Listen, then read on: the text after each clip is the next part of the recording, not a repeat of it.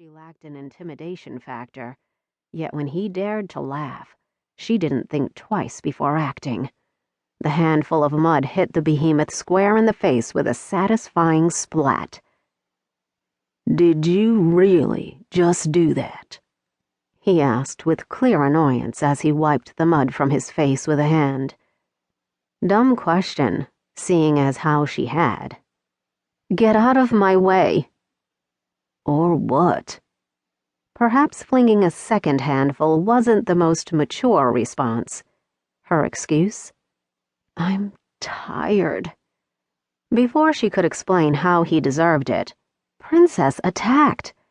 The tiny dog soared over Aria's shoulder, and she swiveled her head to watch as the little runt latched its teeth on the coral snake lying on the rock beside Aria. Princess shook her head viciously, not releasing her latch while the serpent hissed and spat its displeasure. The incongruous sight made Aria blink, but it didn't change the scene. The tiny dog still held on, and the snake's spastic death thrash slowed. Aria fluttered her lashes again as a large hand waved in front of her eyes. "Let me help you out of the mud." The low rumble had her turning to peek up, way up, at the speaker. In the gloom, she couldn't tell much about the dude other than he was big, really freaking big, and unconcerned that the little dog had viciously taken on a poisonous snake. "Shouldn't you be helping your mutt?" He snorted.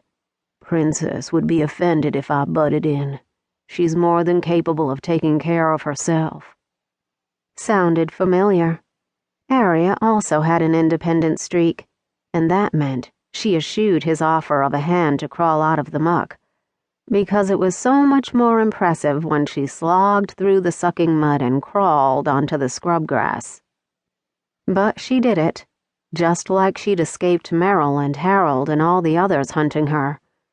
Exhausted, Aria flopped onto her back, probably not her wisest course of action, especially since she didn't know the intentions of the big guy. For all she knew, he was some hillbilly psychopath who played a role in the making of the movie The Hills Have Eyes. Stupid Cynthia making her watch it. Good news, she didn't hear a banjo. And really, how dangerous could a guy be who called a tiny mutt princess? Her gut didn't twinge. Her inner eagle didn't caw or flutter her feathers aggressively. Trusting her instincts, Aria remained lying on the ground, giving her tired body a needed moment of respite. Given the big dude surely didn't see women crawling out of the swamp every day, she expected a barrage of questions. Normal people would ask things like, "What are you doing out here?" or, "How long do you intend to live?" Men with tempers didn't take kindly to women slinging mud in their faces.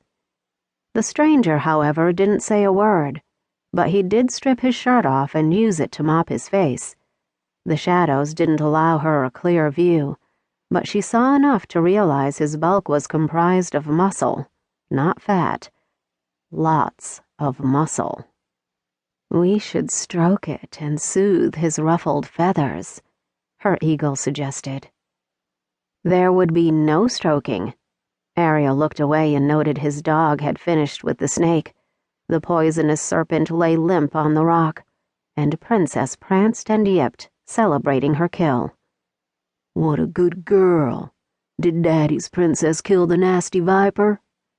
Had the big guy seriously just baby-talked to his dog? Rolling onto an elbow, she gaped at them.